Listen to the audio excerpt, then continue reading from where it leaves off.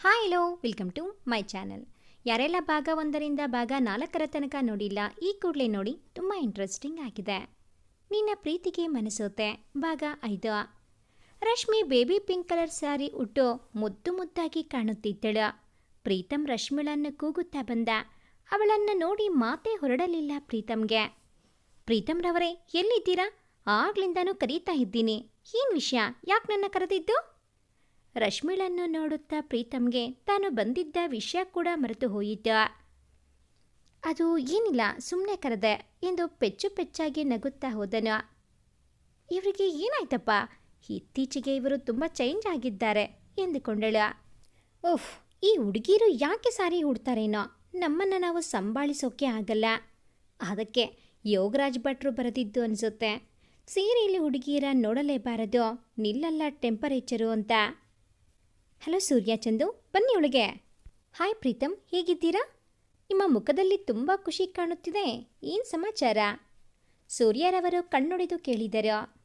Nothing doctor, ಬನ್ನಿ ಎಂದು ಇಬ್ಬರನ್ನು ಸೋಫಾ ಮೇಲೆ ಕೂರಿಸಿದರು. ಆ ಹೊತ್ತಿಗೆ ರಶ್ಮಿ ಕೂಡ ಬಂದಳು. ಹಾಯ್ ಡಾಕ್ಟರ್, ನಮ್ಮ ಮಾತಿಗೆ ಬೆಲೆ ಕೊಟ್ಟು ನೀವಿಬ್ಬರು ಬಂದಿದ್ದಕ್ಕೆ thanks. Rashmi, you are looking so pretty ಕಣೆ. ಬಂದವರನ್ನು ನಾರಾಯಣರಿಗೆ ಪರಿಚಯ ಮಾಡಿಕೊಟ್ಟ ಪ್ರೀತಮ್. ಬನ್ನಿ ಸೂರ್ಯ, ನಾವು ತೋಟಕ್ಕೆ ಹೋಗೋಣ. ವಾವ್ ಪ್ರೀತಮ್, ನೀವು ಇಷ್ಟು ಚೆನ್ನಾಗಿ ನಿಮ್ಮ ಹೂವಿನ ತೋಟವನ್ನು ನೋಡಿಕೊಂಡಿದ್ದೀರಾ. ಇದೆಲ್ಲ ಕ್ರೆಡಿಟ್ ರಶ್ಮಿಳಿಗೆ ಹೋಗಬೇಕು, ಅವಳದೇ ಹೊಸಬರಿ. ಸೂರ್ಯ, ನಿಮಗೆ ಒಂದು ವಿಷಯ ಕೇಳಬಹುದಾ? Why not Preetham? ನೀನು ನನಗೆ ನೀವು ತಾವು ಅನ್ನೋದು ಬಿಡಿ, ನಾನು ನಿನ್ನ ಫ್ರೆಂಡ್ ಆಗಲಿಕ್ಕೆ ಬಯಸುತ್ತೇನೆ. ಸರಿ ಸೂರ್ಯ. ಈ ಪ್ರೀತಿ ಎಂದರೆ ಏನು ಸೂರ್ಯ? ನೀನು ಯಾರನ್ನಾದರೂ ಲವ್ ಮಾಡಿದ್ದೀಯಾ? ಸೂರ್ಯ ಮುಗಳ್ನಗುತ್ತಾ ಅಲ್ಲೇ ಇದ್ದ ಒಂದು ಕಟ್ಟೆ ಮೇಲೆ ಕೂತು, ನೋಡಿ ಪ್ರೀತಮ್, ಪ್ರೀತಿ ಎಂದರೆ ಒಂದು ಮಧುರವಾದ ಭಾವನೆ, ಮುದುಟದ ಹೂವು. ನಾವು ಯಾರಲ್ಲಿ ತಾಯಿಯಂತೆ ಕಾಳಜಿ, ತಂದೆಯಂತೆ ಮುದ್ದಾಗಿ ಗದರೋ, ಸ್ನೇಹಿತರಂತೆ ರೇಗಿಸೋದು, ನಂಬಿಕೆ, ಇದೆಲ್ಲ ಕೂಡಿರೋ ಸಂಗಾತಿಯೇ ನಮ್ಮ ಪ್ರೀತಿ. ಪ್ರೀತಿಗೆ ಎಂಥವರನ್ನಾದರೂ ಬದಲಾಯಿಸೋ ಶಕ್ತಿ ಇದೆ. ನಾನು 2 ವರ್ಷದ ಹಿಂದೆ ನಮ್ಮ ಹಾಸ್ಪಿಟಲ್ಗೆ ಜಾಯಿನ್ ಆಗಿರೋ ಚಂದು ಅವರನ್ನು ಪ್ರೀತಿಸುತ್ತಿದ್ದೇನೆ. ಏನೋ ಗೊತ್ತಿಲ್ಲ, ಅವರನ್ನು ಪ್ರಾಣಕ್ಕಿಂತ ಹೆಚ್ಚಾಗಿ ಪ್ರೀತಿಸುತ್ತಿದ್ದೇನೆ. ಸೂರ್ಯ, ನಿಮ್ಮಿಬ್ಬರದ್ದು good pair, all the best. Propose ಮಾಡಿ ಬೇಗ. ನೆಕ್ಸ್ಟ್ ವೀಕ್ ಅವಳ ಬರ್ತ್ಡೇ ಇದೆ, ಆವಾಗ ಪ್ರಪೋಸ್ ಮಾಡ್ತೇನೆ ನಗುತ್ತಾ ಹೇಳಿದ್ದ. ಬನ್ನಿ ಸೂರ್ಯ, ಹೋಗೋಣ. ಇಬ್ಬರು ಮನೆ ಕಡೆ ನಡೆದರು. ಅಡುಗೆ ಮನೆಯಲ್ಲಿ ಬ್ಯುಸಿ ಇದ್ದ ರಶ್ಮಿ ಬಳಿ ಬಂದ ಚಂದು, ಹೇ ರಶ್ಮಿ, ಬಾ, ನಿನ್ನ ಜೊತೆ ಮಾತಾಡಬೇಕು ಎಂದು ಅವಳನ್ನು ಎಳೆದೊಯ್ದಳು. ಬಾ, ಇಲ್ಲಿ ಕೂತ್ಕೋ, ಹೇಳೀಗ ಏನು ನಿನ್ನ ಕತೆ? ರಶ್ಮಿ ಎಲ್ಲವನ್ನೂ ಹೇಳಿದಳು. ಏನೇ ರಶ್ಮಿ, ನೀವು ಮದುವೆ ಆದರೂ ಇನ್ನೂ ಅವರು ನಿನ್ನ ಹೆಂಡತಿ ಅಂತ ಒಪ್ಪಿಕೊಂಡಿಲ್ವಾ? ಇಷ್ಟು ಸಣ್ಣ ವಯಸ್ಸಿಗೆ ಇಷ್ಟೊಂದು ನೋವಿದ್ದು ಅದು ಹೇಗೆ ನಗುತ್ತಾ ಇರುತ್ತೀಯಾ? ಮೊದಲು ಬೇಜಾರಾಗುತ್ತಿತ್ತು, ಇವಾಗ ಅಭ್ಯಾಸವಾಯಿತು. ಬಾ, ಊಟಕ್ಕೆ ಎಂದು ಹೋದಳು. ಚಂದು ಮನದಲ್ಲೇ, ದೇವರೇ, ಆದಷ್ಟು ಬೇಗ ಇವಳ ಜೀವನ ಸರಿಯಾಗಲಿ ಎಂದು ಬೇಡಿದಳು. ರಶ್ಮಿ ಎಲ್ಲರೊಂದಿಗೆ ಹರಟುತ್ತಾ ತಾನೂ ಮಗುವಾದಳು. ಎಲ್ಲರೂ ಖುಷಿಯಿಂದ ಊಟ ಮುಗಿಸಿ ಹೊರಡಲು ಅನುವಾದರು.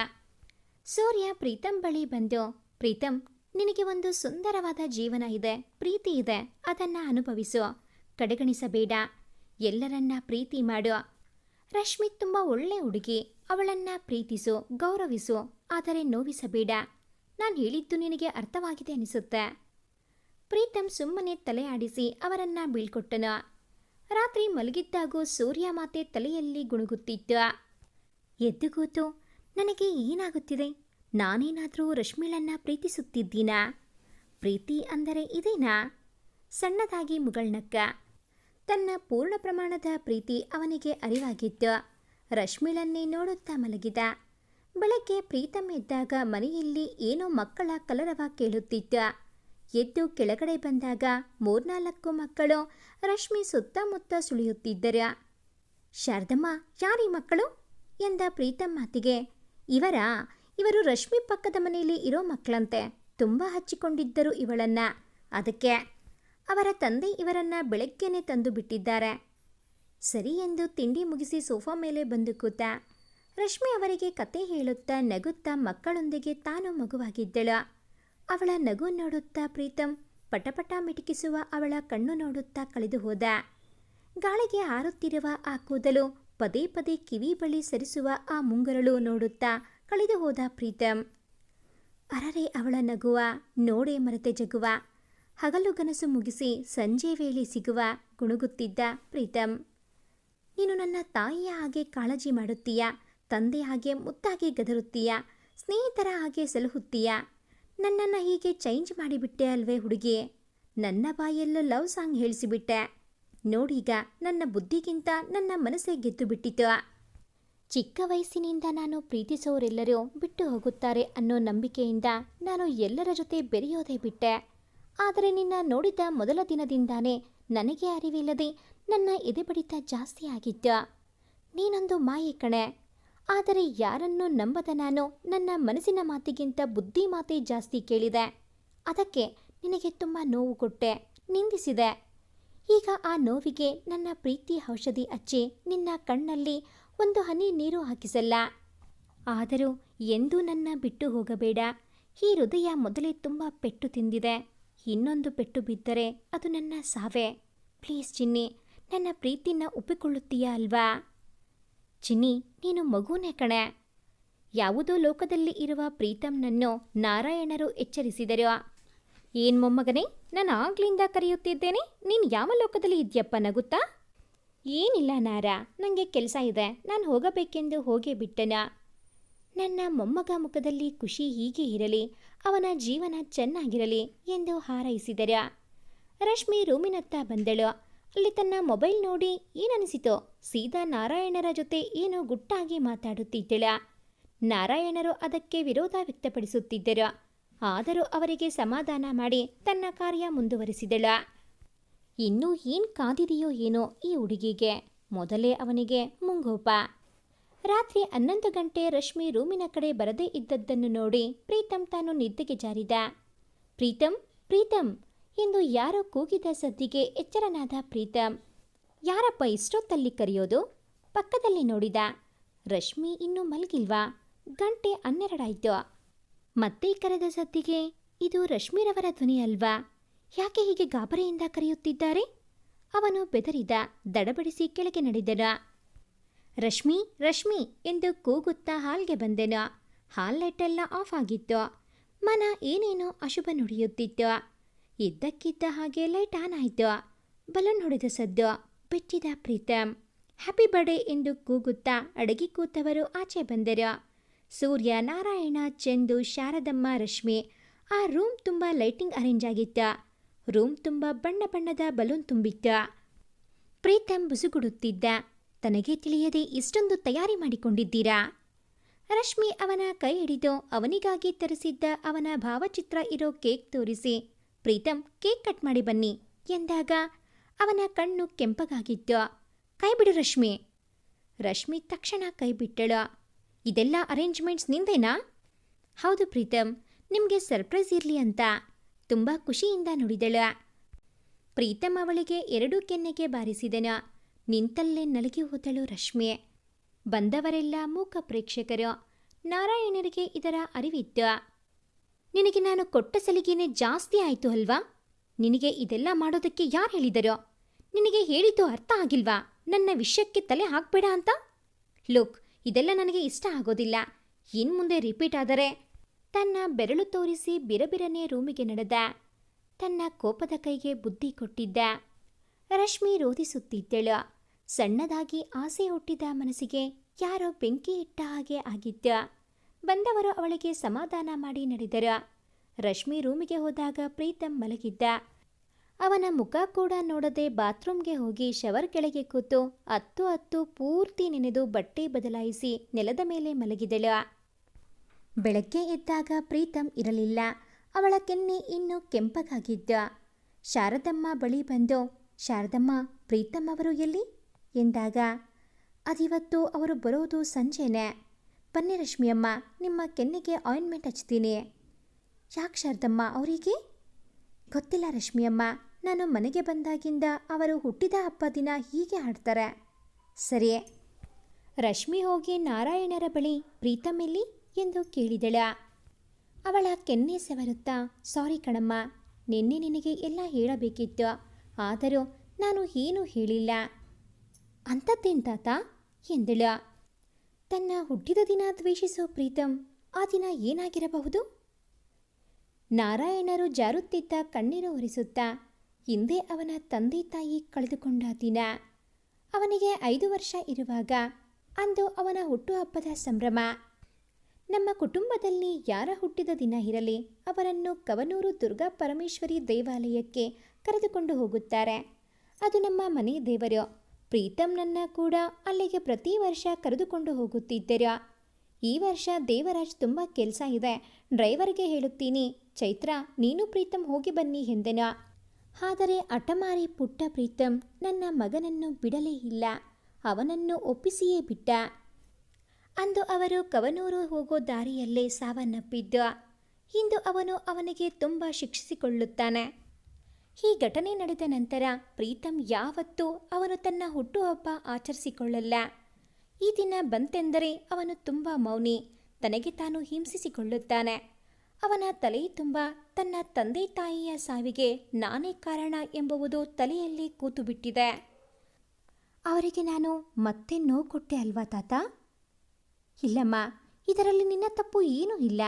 ನಿನಗೆ ವಿಷಯ ತಿಳಿದಿರಲಿಲ್ಲ ಅಲ್ವಾ? ಹಾಗಾದರೆ ಈಗ ಅವರೆಲ್ಲಿ ತಾತ? ಬೆಳಗ್ಗೆ ನಾನು ಏಳು ಮುಂಚೆನೇ ಕಾಣ್ತಾ ಇಲ್ಲ. ಅವನಿಗೆ ಬಾಕ್ಸಿಂಗ್ ಹುಚ್ಚು.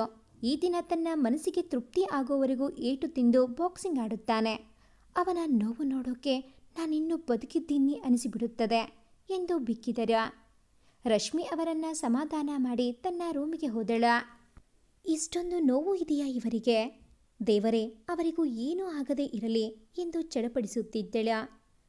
ರಶ್ಮಿ ಪ್ರೀತಮ್ ಬರುವ ದಾರಿಯನ್ನು ಕಾಯುತ್ತಾ ಊಟ ತಿಂಡಿ ಏನೂ ಮಾಡಲಿಲ್ಲ. ಪ್ರೀತಮ್ ನೈಟ್ 10 ಗಂಟೆಗೆ ಮನೆಗೆ ಬಂದನು. ಅವನ ಮುಖವೆಲ್ಲ ಬಾಡಿತ್ತು, ತುಟಿಯ ಮೇಲೆ ರಕ್ತ ಸೋರುತ್ತಿತ್ತು, ಮೈಕೈಯೆಲ್ಲ ಗಾಯವಾಗಿತ್ತು. ಅವನ ಕಣ್ಣು ಕೆಂಪಗಾಗಿದ್ದವು, ತುಂಬ ಸೊರಗಿದ್ದ. ಬಂದವನೇ ಅವನ ರೂಮಿಗೆ ಹೋಗಿ ಫ್ರೆಶ್ ಆಗಿ ಮಲಗಲು ಬಂದನು.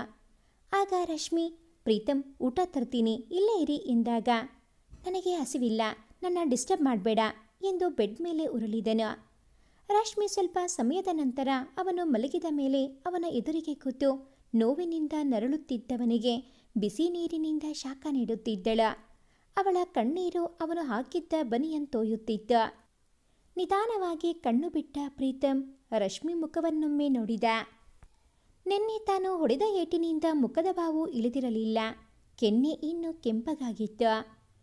ನನ್ನ ಪ್ರೀತಿಗೆ ನಾನೇ ನೋವು ಕೊಟ್ಟೆನಲ್ಲ, ಪಾಪ ಎಷ್ಟು ನೋವು ತಿಂದಳೋ. ಅವಳ ಮುಖ ನೋಡಿ ಅವನ ಎದೆಗೆ ಯಾರು ಚೂರಿ ಇರಿದಂತಾಗಿತ್ತು. ಬಾಗಿದ ಅವಳ ತಲೆ ಎತ್ತಿ ಅವಳ ಕಣ್ಣೀರು ಒರೆಸಿ ಕೆನ್ನೆ ಸವರಿದ. ತುಂಬ ನೋವು ಕೊಟ್ಟೆ ಅಲ್ವಾ ನಾನು? ಬಿಕ್ಕುವ ಧ್ವನಿಯಲ್ಲಿ, ನಿಮ್ಮ ನೋವಿಗಿಂತ ನನ್ನ ನೋವು ಏನೂ ಇಲ್ಲ. ನಿಮಗೆ ನೀವೇ ಯಾಕೆ ಇಷ್ಟೊಂದು ಶಿಕ್ಷೆ ಕೊಟ್ಟುಕೊಳ್ಳುತ್ತೀರಾ? ನಿಮ್ಮ ತಂದೆ ತಾಯಿಯ ಸಾವಿಗೆ ನೀವೇ ಕಾರಣ ಅಲ್ಲ, ಅವರ ಋಣ ಅಷ್ಟೇ ಇತ್ತು ಅನಿಸುತ್ತೆ. ನೀವೇ ಹೇಳುತ್ತಿರುತ್ತೀರಿ ಅಲ್ಲ, ನಿಮ್ಮ ತಾಯಿ ನಿಮ್ಮನ್ನು ತುಂಬ ಪ್ರೀತಿಸುತ್ತಾರೆ ಅಂತ.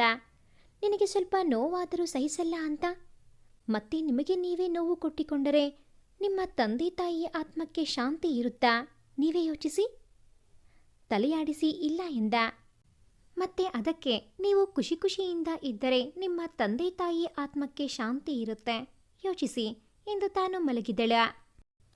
ಅವನು ಮಂತ್ರಮುಗ್ಧನಂತೆ ಅವಳ ಮಾತು ಕೇಳಿಸಿಕೊಳ್ಳುತ್ತಿದ್ದ. ಅವಳ ಮಾತು ಅವನ ನೋವಿಗೆ ಮುಲಾಮಾಗಿತ್ತು. ಇಲ್ಲ, ನಾನು ಕೊರಗಲ್ಲ, ಇನ್ಮುಂದೆ ಖುಷಿಯಿಂದ ಇರುತ್ತೀನಿ. ಮುಂದೆ ಬಾಳಲ್ಲಿ ಖುಷಿ ತುಂಬಿರುತ್ತೆ. ಆದರೆ ಖುಷಿಯೇ ಎಷ್ಟು ದಿನ ಅಲ್ವಾ? ಸುಖ ಕಂಡ ಮೇಲೆ ದುಃಖ ಕಾಣಲೇಬೇಕು ಅಲ್ವಾ? ಬೆಳಗ್ಗೆ ಎದ್ದ ಪ್ರೀತಮ್ಗೆ ಮೈಕೈ ನೋವು ಸ್ವಲ್ಪ ಇಳಿದಿತ್ತು. ರಶ್ಮಿ ಇನ್ನೂ ಮಲಗಿದ್ದಳು. ಅವಳ ಮುಖ ನೋಡುತ್ತಾ, ಎಷ್ಟು ಮುಕ್ತ ಮನಸ್ಸು ನಿನ್ನದು, ಪುಟ್ಟ ಪಾಪು ಥರ ಮಲಗಿದ್ದಾಳೆ. ಸಾರಿ ಚಿನ್ನಿ, ನಿನಗೆ ತುಂಬ ನೋವು ಮಾಡಿದೆ. ಇನ್ಮುಂದೆ ನಿನ್ನನ್ನು ನೋಡು ಎಷ್ಟು ಪ್ರೀತಿ ಮಾಡ್ತೀನಿ ಅಂತ, ನನ್ನ ಮುದ್ದು ನೀನು ಎಂದು ಅವಳನ್ನು ಚುಂಬಿಸಲು ಹೋದ. ನಿಧಾನಕ್ಕೆ ರಶ್ಮಿ ಕಣ್ಣು ಬಿಟ್ಟಳ. ಅವನ ಮುಖ ಅವಳಿಗೆ ತುಂಬ ಹತ್ತಿರವಿತ್ತು. ಅವಳ ಎದೆ ಬಡಿತ ಜಾಸ್ತಿಯಾಯಿತು. ಕಣ್ಣು ಕಣ್ಣು ಸೇರಿದವು. ಮೌನ ಸಂಭಾಷಣೆ ಜಾರಿಯಾಯಿತು. ರಶ್ಮಿ ತಾನೇ ಸವರಿಸಿಕೊಂಡು, ಏನು ಮಾಡ್ತಾ ಇದ್ದೀರಾ? ಅವಳ ಮಾತಿಗೆ ಪ್ರೀತಮ್ ಎಚ್ಚರಗೊಂಡು ಹಿಂದೆ ಸರಿದ. ಅದು ನಿಮ್ಮ ಮುಖದ ಹತ್ತಿರ ನೊಣ ಆಗ್ಲಿಂದನೂ ನಿಮ್ಮನ್ನೇ ಸುತ್ತುತ್ತಿತ್ತು. ಅದಕ್ಕೆ ಅದನ್ನು ಓಡಿಸೋಣ ಅಂತ ನಿನ್ನ ಹತ್ತಿರ ಬಂದೆ. ಯಾವತ್ತೂ ಇಲ್ಲದೆ ಇರೋ ನೊಣ ಇವತ್ತೇಗೆ ಬಂತು ಮಿಸ್ಟರ್ ಪ್ರೀತಮ್? ಹುಬ್ಬೇರಿಸಿ ಕೇಳಿದಳ. ಅದು ನೊಣಕ್ಕೆ ಕೇಳಬೇಕು. ನಾನು ಇವತ್ತಿನಿಂದ ಆಫೀಸ್ಗೆ ಹೋಗಬೇಕು ಎಂದು ಎದ್ದು ಸ್ನಾನಕ್ಕೆ ಹೋದ. ರಶ್ಮಿ ನಗುತ್ತಾ ಕೆಳಗೆ ಹೋದಳ. ಪ್ರೀತಮ್ ಮುಖದಲ್ಲಿ ಎಂದೂ ಇರದ ಸಂತೋಷ ಇಂದು ಕಾಣುತ್ತಿತ್ತು. ಆಫೀಸ್ನಲ್ಲಿ ಎಲ್ಲರಿಗೂ ಆಶ್ಚರ್ಯ. ಯಾವಾಗಲೂ ಕೋಪದಿಂದಾನೇ ಬರುತ್ತಿದ್ದ ಬಾಸ್ ಇಂದು ಇಷ್ಟು ಖುಷಿಯಿಂದ ಬಂದು ಎಲ್ಲರನ್ನೂ ಆತ್ಮೀಯವಾಗಿ ಮಾತನಾಡಿಸಿದರ.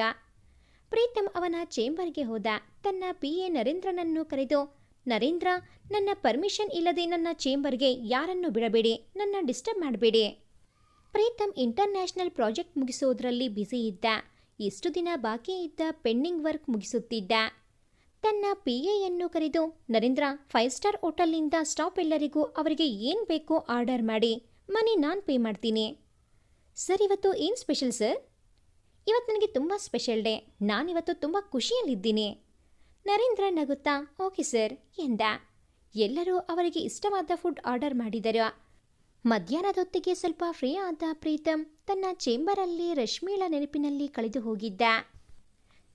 ಚಿನ್ನಿದು ಒಂದು ಫೋಟೋ ಕೂಡ ಇಲ್ಲ ನನ್ನ ಹತ್ತಿರ. ಇವತ್ತು ಹೇಗಾದರೂ ಮಾಡಿ ಒಂದು ಫೋಟೋ ತಗೋಬೇಕು. ಅವಳ ಮುದ್ದಾದ ಚಿತ್ರಪಟ ನನ್ನ ಎದೆಯಲ್ಲಿ ಇರುವಾಗ ಫೋಟೋ ಯಾಕೆ? ಕಣ್ಣು ಮುಚ್ಚಿದರೆ ಸಾಕು, ಅವಳೇ ಕಾಣುವಳು.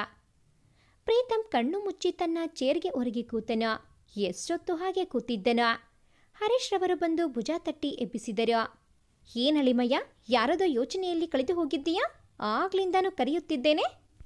ಏನಿಲ್ಲ ಅಂಕಲ್, ಹೀಗೆ ಬಿಸ್ನೆಸ್ ಬಗ್ಗೆ ಯೋಚನೆ ಮಾಡ್ತಿದ್ದೆ. ನಿನ್ನನ್ನು ನಾನು ಚಿಕ್ಕ ವಯಸ್ಸಿನಿಂದಾನು ನೋಡುತ್ತಿದ್ದೇನೆ. ನೀನು ಹೇಗೆ ಅಂತ ನನಗೆ ಗೊತ್ತು. ಕಣ್ಣೊಡೆದು ಕೇಳಿದರ. ಏನಿಲ್ಲ ಅಂಕಲ್, ಪೆಚ್ಚು ಪೆಚ್ಚಾಗಿ ನಗುತ್ತಾ ಹಿಂದನ. ರಶ್ಮಿ ಕಾಲೇಜ್ ಮುಗಿಸಿ ಚಿರಾಂತ್ನೊಂದಿಗೆ ಮಾತನಾಡುತ್ತಾ ಬರುತ್ತಿದ್ದಳ. ನಾಳೆಯಿಂದ ಎಕ್ಸಾಮ್ಸ್ ಬೇರೆ ಶುರುವಾಗುತ್ತಲಿತ್ತು. ಪ್ರೀತಮ್ ಅವಳ ಕಾಲೇಜ್ ಬಳಿ ವೇಟ್ ಮಾಡುತ್ತಿದ್ದ. ಅವಳು ದೂರದಿಂದ ಚಿರಾಂತ್ ಜೊತೆ ನಗುತ್ತಾ ಬರುತ್ತಿದ್ದಳ. ಅವನು ಯಾರು? ಇವನು ನನ್ನ ಹುಡುಗಿ ಜೊತೆ ಇಷ್ಟೊಂದು ಕ್ಲೋಸ್ ಆಗಿ ಮಾತಾಡ್ತಿದ್ದಾನೆ. ರಶ್ಮಿ ಕಲ್ಲು ಎಡವಿ ಬೀಳುತ್ತಿದ್ದಳ. ಆಗ ಚಿರಾಂತ್ ರಶ್ಮಿಳ ಸೊಂಟ ಹಿಡಿದುಕೊಂಡ. ಇದನ್ನು ನೋಡಿ ಪ್ರೀತಮ್ಗೆ ಮೈಯೆಲ್ಲ ಉರಿದಂಗಾಯ್ತು. ಕೋಪದಿಂದ ಕೈಯನ್ನು ಮುಷ್ಟಿ ಕಟ್ಟಿ ಸೀಟ್ಗೆ ಕುತ್ತಿದನು. ನನ್ನ ಹುಡುಗಿ ಮೈ ಮುಟ್ಟೋಕೆ ಎಷ್ಟು ಧೈರ್ಯ ಅವನಿಗೆ? ಅವನನ್ನು ಮಾತ್ರ ಸುಮ್ಮನೆ ಬಿಡಲ್ಲ. ತಕ್ಷಣ ಅವಳಿಗೆ ಕಾಲ್ ಮಾಡಿದನು. ರಶ್ಮಿ, ನಾನು ನಮ್ಮ ಮಾಮೂಲಿ ಜಾಗದಲ್ಲಿ ವೇಟ್ ಮಾಡ್ತಾ ಇದ್ದೀನಿ, ಬೇಗ ಬಾ. ಅವಳ ಉತ್ತರಕ್ಕೂ ಕಾಯದೆ ಕಟ್ ಮಾಡಿದ. ರಶ್ಮಿಗೆ ಆಶ್ಚರ್ಯ. ಇವತ್ತು ಆಫೀಸ್ಗೆ ತಾನೇ ಹೋಗಿದ್ದು ಇವರು, ನನ್ನನ್ನು ಕರೆದುಕೊಂಡು ಹೋಗ್ಲಿಕ್ಕೆ ಬಂದಿದ್ದಾರಾ? ರಶ್ಮಿ ಚಿರಾಂತ್ಗೆ ಬಾಯ್ ಹೇಳಿ ಹೊರಟಳ. ಪ್ರೀತಮ್ ಏನೊಂದು ಮಾತನಾಡದೆ ಕಾರ್ ಚಲಾಯಿಸುತ್ತಿದ್ದ. ರಶ್ಮಿಗೆ ಅವನ ಮುಖ ನೋಡಿ ತಿಳಿಯಿತು ಇವರು ತುಂಬ ಕೋಪ ಮಾಡಿಕೊಂಡಿದ್ದಾರೆ ಅಂತ. ಆದರೆ ಕಾರಣ ತಾನೇ ಎಂದು ತಿಳಿಯಲಿಲ್ಲ. ಇವರ ಕೋಪ ಹೇಗೋ ತಣಿಸಬೇಕಲ್ಲ ಎಂದು, ಪ್ರೀತಮ್ ಪ್ಲೀಸ್ ಕಾರು ನಿಲ್ಲಿಸುತ್ತೀರಾ? ಯಾಕೆ? ಇಲ್ಲಿ ಯಾರೂ ವಯಸ್ಸಾದ ಅಜ್ಜ ಅಜ್ಜಿ ಇಲ್ಲ ರೋಡ್ ದಾಟ್ಸ್ಲಿಕ್ಕೆ. ಅದು ಅಲ್ಲ ಪ್ರೀತಮ್, ಅಲ್ಲಿ ನೋಡಿ ಪಾನಿಪುರಿ, ವಾವ್ ಎಷ್ಟು ಚೆನ್ನಾಗಿರುತ್ತೆ, ಪ್ಲೀಸ್ ಅದು ಕೊಡಿಸಿ. ಚಿಕ್ಕ ಮಕ್ಕಳ ಹಾಗೆ ಬೇಡಿಕೆ ಇಟ್ಟಳ. ಪ್ರೀತಮ್ ಕಾರು ನಿಲ್ಲಿಸಿ ಅವಳ ಮುಖ ನೋಡುತ್ತಾ, ಸ್ಟ್ರೀಟ್ ಫುಡ್ ತಿಂತೀಯಾ ನೀನು? ನೀನು ಹೂ ಅಂದರೆ 5 ಸ್ಟಾರ್ ಹೋಟೆಲ್ಗೆ ಕರೆದುಕೊಂಡು ಹೋಗ್ತೀನಿ, ಇಲ್ಲಿ ಬೇಡ ರಶ್ಮಿ. ನನಗೆ ಗೊತ್ತಿಲ್ಲ, ನೀವು ಪಾನಿಪುರಿ ನನಗೆ ಕೊಡಿಸಲೇಬೇಕು. ನನಗೆ 5 ಸ್ಟಾರ್ಗಿಂತ ಇಲ್ಲಿ ತಿನ್ನೋಕೆ ಇಷ್ಟ ಎಂದು ಕಾರ್ ಇಳಿದಳ. ಪ್ರೀತಮ್ ಕೂಡ ಇಳಿದು ಕಾರ್ ಹತ್ತು ರಶ್ಮಿ, ಬೇರೆ ಕಡೆ ಹೋಗೋಣ, ಇಲ್ಲಿ ಚೆನ್ನಾಗಿರಲ್ಲ. ನನಗೆ ನೀವು ಪಾನಿಪುರಿ ಕೊಡಿಸೋವರೆಗೂ ನಾನು ಇಲ್ಲಿಯೇ ಇರುತ್ತೀನಿ ಎಂದಳು ಹಠಕ್ಕೆ ಬಿದ್ದವಳಂತೆ. ಸರಿ ಬಾ ಕೊಡಿಸುತ್ತೀನಿ, ಒಳ್ಳೆ ಚಿಕ್ಕ ಮಕ್ಕಳ ಥರ ಆಡ್ತೀಯಾ. ಅಣ್ಣ, ಒಂದು ಪ್ಲೇಟ್ ಪಾನಿಪುರಿ, ಫುಲ್ ಖಾರ ಇರಬೇಕು. ನಿಮಗೆ ಪ್ರೀತಮ್? ನನಗೆ ಬೇಡ ರಶ್ಮಿ, ಅಷ್ಟೊಂದು ಖಾರ ಹೆಲ್ತ್ಗೆ ಒಳ್ಳೆಯದಲ್ಲ. ನನಗೆ ಖಾರನೇ ಇಷ್ಟ ಎಂದು ರಶ್ಮಿ ಚಪ್ಪರಿಸುತ್ತಾ ತಿನ್ನುತ್ತಿದ್ದಳ. ಪ್ರೀತಮ್ ಅವಳು ತಿನ್ನೋದನ್ನೇ ನೋಡುತ್ತಿದ್ದ. ರಶ್ಮಿ ತಿನ್ನುತ್ತಿರುವಾಗ ಅವಳ ತುಟಿ ಮೇಲೆ ತಾಗಿತ್ತು. ಅದನ್ನು ಕಂಡ ಪ್ರೀತಮ್ ರಶ್ಮಿಗೆ ಹೇಳಿದ. ಪಾಪ ತಿನ್ನೋದ್ರಲ್ಲಿ ಬ್ಯುಸಿ ಇರೋದ್ರಿಂದ ಅವಳಿಗೆ ತಿಳಿಯಲಿಲ್ಲ. ತಾನೇ ಹತ್ತಿರ ಬಂದು ಅವಳ ಕಣ್ಣಲ್ಲಿ ಕಣ್ಣನಿಟ್ಟು ತುಟಿ ಸವರಿದ. ಅವನ ಸ್ಪರ್ಶಕ್ಕೆ ಬೆಚ್ಚಿದಳು ಹುಡುಗಿ. ಆಗ ಪ್ರೀತಮ್ಗೆ ಕಾಲ್ ಬಂತು. ಅವಳು ಇರುವ ಜಾಗದಿಂದ ಸ್ವಲ್ಪ ಮುಂದೆ ಹೋಗಿ ಮಾತನಾಡುತ್ತಿದ್ದ. ಯಾರೋ ಪೋಲಿ ಹುಡುಗರು ರಶ್ಮಿ ಬಳಿ ಬಂದು, ಮಗ ನೋಡೋ, ಹುಡುಗಿ ತೇಟ್ ರಂಬೆನೆ. ರಶ್ಮಿ ಮುಜುಗುರಗೊಂಡು ದೂರ ಸರಿದಳ. ಹೌದು ಮಗ ಎಂದು ಅವಳ ಹತ್ತಿರ ಬಂದು ಮೈಕೈ ಸವರುತ್ತಿದ್ದರ. ರಶ್ಮಿ ಅಲ್ಲಿ ಇರುವ ಒಬ್ಬಾತನ ಕೆನ್ನೆಗೆ ಏಟು ನೀಡಿದಳ. ಏಟು ತಿಂದಿರುವವನು ಕೋಪದಿಂದ, ಎಷ್ಟೇ ಕೋಪ ನಿನಗೆ, ನನ್ನ ಮೇಲೆ ಕೈ ಮಾಡುತ್ತೀಯಾ? ಥೂ, ಏನ್ ಜನ್ಮನೋ ನಿಮ್ಮದು, ಒಂಟಿ ಹುಡುಗಿ ಸಿಕ್ಕಿದ್ದಾಳೆ ಅಂತ ಹೀಗೆ ನಡೆದುಕೊಳ್ಳೋದಾ? ನಿಮ್ಗಳ ಮನೆಯಲ್ಲಿ ಹೆಣ್ಣು ಮಕ್ಕಳ ಜೊತೆ ಹೇಗೆ ಬಿಹೇವ್ ಮಾಡಬೇಕೆಂದು ಹೇಳಿಲ್ವಾ? ಹೇಳಿಲ್ಲ ನಮ್ಮನೇಲಿ, ನೀನು ಕಲಿಸಿಕೊಡ್ತೀಯಾ ಎಂದು ಇನ್ನಷ್ಟು ಹತ್ತಿರ ಬಂದರು. ರಶ್ಮಿ ಭಯದಿಂದ ಹಿಂದೆ ಹಿಂದೆ ಸರಿಯುತ್ತಿದ್ದಳು. ಇನ್ನೇನು ಅಲ್ಲಿರೋ ಒಬ್ಬಾತ ಅವಳ ಮೇಲೆ ಕೈ ಹಾಕಬೇಕು ಅನ್ನುವಷ್ಟರಲ್ಲಿ ಒಂದು ಕೈ ತಡೆದಿತ್ತು. ರಶ್ಮಿ ಭಯದಿಂದ ಕಣ್ಣು ಮುಚ್ಚಿದಳು. ಕಣ್ಣು ಬಿಟ್ಟಾಗ ಪ್ರೀತಮ್ ಎದುರಿಗೆ ನಿಂತಿದ್ದ. ಪ್ರೀತಮ್ ಎಂದು ಅವನನ್ನು ಗಟ್ಟಿಯಾಗಿ ಹಿಡಿದುಕೊಂಡಳು. ಅವಳ ಕಣ್ಣಲ್ಲಿ ನೀರಿತ್ತು. ಯಾರೋ ನೀನು, ಹೀರೋನಾ? ಹೀರೋ ಅಲ್ಲ, ಅವಳ ಗಂಡ ಎಂದು ಅವನ ಎದೆಗೆ ಹೊದ್ದ. ಎಷ್ಟೋ ಧೈರ್ಯ ನಿಮಗೆ ನನ್ನ ಹೆಂಡತಿ ಜೊತೆಗೆ ಹೀಗೆ ನಡೆದುಕೊಳ್ಳೋಕೆ? ಅವನ ಕಣ್ಣು ಕೆಂಪಗಾಗಿತ್ತು. ಪ್ರೀತಮ್ ಒಬ್ಬನಿಗೆ ಹೊಡೆದ ರಭಸಕ್ಕೆ ಅವನು ದೂರ ಹೋಗಿ ಬಿದ್ದ. ಮಿಕ್ಕಿದವರು ಗಪ್ಚುಪ್. ಸರ್, ನೀವು ಇವರ ಗಂಡನಾ? ಸಾರಿ ಸರ್, ಗೊತ್ತಾಗ್ಲಿಲ್ಲ. ಪ್ರೀತಮ್ಗೆ ಕೈ ಮುಗಿದು ನಾವಿನ್ನು ಬರುತ್ತೀವಿ ಬಾಸ್. ನಿಲ್ರೋ. ಪ್ರೀತಮ್ ತನ್ನ ತೋಳು ಮಡಚುತ್ತಾ ಇದ್ದವರಿಗೆಲ್ಲ ಏಟು ನೀಡಿದ. ಅವಳಿಗೆ ಮದುವೆಯಾಗಿದೆ ಎಂದು ಬಿಟ್ಟು ಬಿಟ್ರೆ, ಆದರೆ ಬಾಕಿ ಹೆಣ್ಣು ಮಕ್ಕಳ ಗತಿ ಏನಾಗಬೇಕು? ಇನ್ಮುಂದೆ ನೀವು ಯಾವುದೇ ಹುಡುಗಿಯರನ್ನ ಚುಡಾಯಿಸಿದ್ದಾಗಲಿ, ಅಸಭ್ಯವಾಗಿ ವರ್ತಿಸಿದ್ದಾಗಲಿ ನೋಡಿದರೆ ನಿಮ್ಮ ಕತೆ ಅಷ್ಟೇ. ಇನ್ಮುಂದೆ ನನ್ನ ಕಣ್ಣಿಗೆ ಬೀಳಬೇಡಿ, ಹೋಗಿ. ಸರಿ ಸರ್, ಬರ್ತೀವಿ. ತಲೆ ಬಗ್ಗಿಸಿ ಹೋದರು. ಆ ಪೋಲಿ ಹುಡುಗರಲ್ಲಿ ಒಬ್ಬಾತ, ಕಾಲ ಕೆಟ್ಟೋಯ್ತು ಮಗ. ಹುಡುಗರಿಗೆ ಮದುವೆ ಆಗಿದೆಯಾ ಇಲ್ಲ ಅಂತ ಗೊತ್ತಾಗಲ್ಲ, ಈಗ ಹುಡುಗಿಯರಿಗೆ ಕೂಡ ಮದುವೆ ಆಗಿದ್ದು ಗೊತ್ತೇ ಆಗಲ್ಲ. ಅಲ್ಲ ಮಗ, ಆಗಿನ ಕಾಲದಲ್ಲಿ ತಾಳಿಯಾದರೂ ಹಾಕೋತಿದ್ರು, ಇವಾಗ ಬಿಡು ಮಗ ಎಂದು ಗೊಣಗುತ್ತಾ ಹೋದರು.